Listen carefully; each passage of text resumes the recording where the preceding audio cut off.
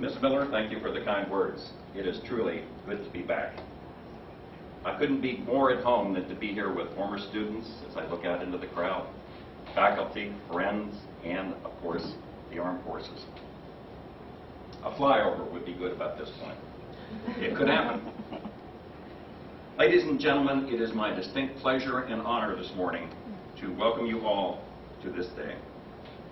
This is a day to salute sharply all of the branches of the military that protect our country and you.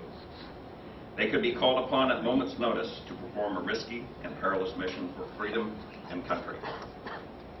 They train both hard physically and mentally so that they can be prepared to prevail in any mission they face.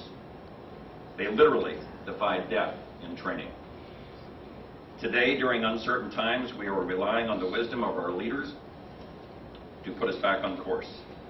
As our country recalculates and makes the necessary course corrections, you can be assured that it is the armed forces before you today that will be here to protect us in any situation. You can count on them. Standing before you today and throughout the world are a group of men and women that have never lost their way and never put self before mission. Look at them closely. They are very, very different. Notice their dress, their military bearing, their attention to detail, their focus, and yes, even their politeness.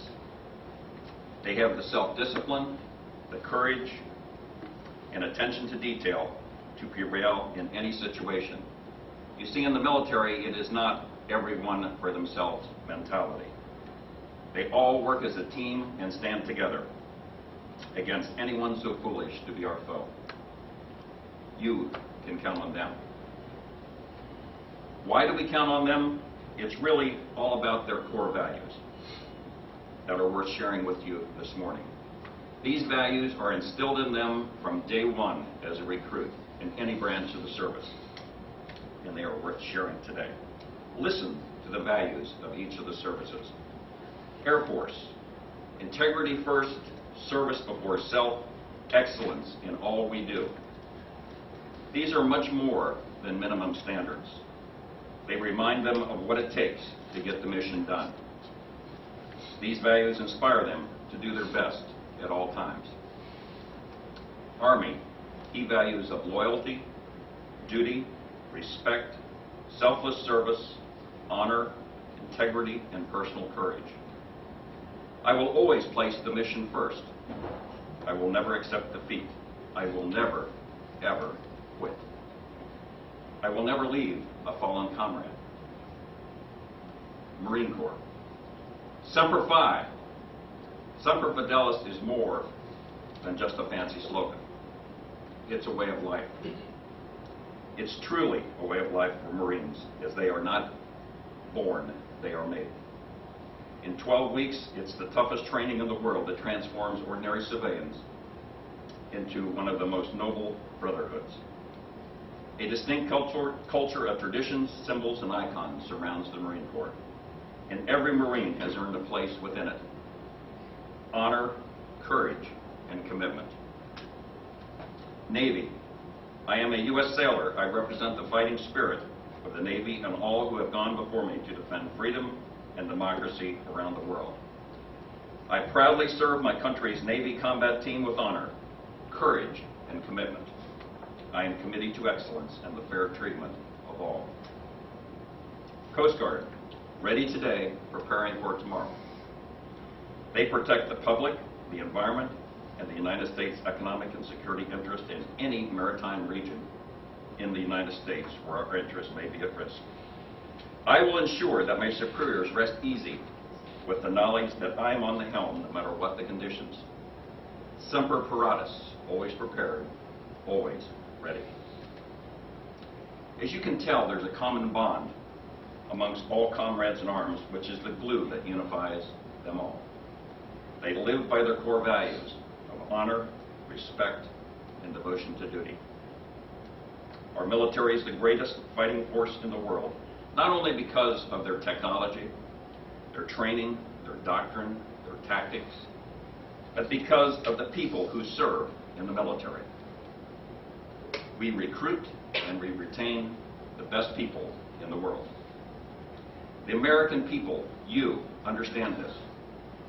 You know this intuitively.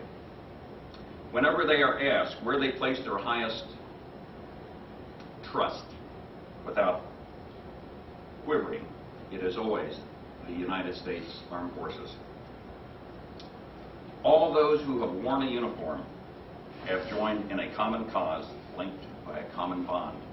As Army General Omar Bradley once said, it is the heritage of freedom. Today I see in the future, in the young students around the flagpole who will one day become the guardians of our heritage, and in our commitment to a future of even greater peace and freedom. More than anything, it is the youth here today that will inspire our men and women in uniform in every corner of the globe. Remember that each generation is responsible for the blessings of the next. We are fortunate that we have men that will volunteer so that our heritage and for all Americans can best cherish. They are the guardians of our heritage of freedom. For those of you here aboard our ships, in the barracks, far from home, on the front lines, on the flight lines, and especially for the families who also sacrifice along with you and support you, this is a day of heartfelt celebration and devotion to America, and appreciation of the service that you give and the sacrifices that you make. They are the guardians of our heritage of freedom. As a former officer in the Air Force, I am tremendously proud to have been a part of this team that provides the necessary security and protection for our freedoms and lasting democratic institutions. May we keep the troops in our thoughts and prayers as they work to safeguard our freedom, as we give our thanks for their sacrifices on our behalf. We honor you today because they are the guardians of our heritage of freedom, and America is eternally grateful for the blessings of freedom that you make possible.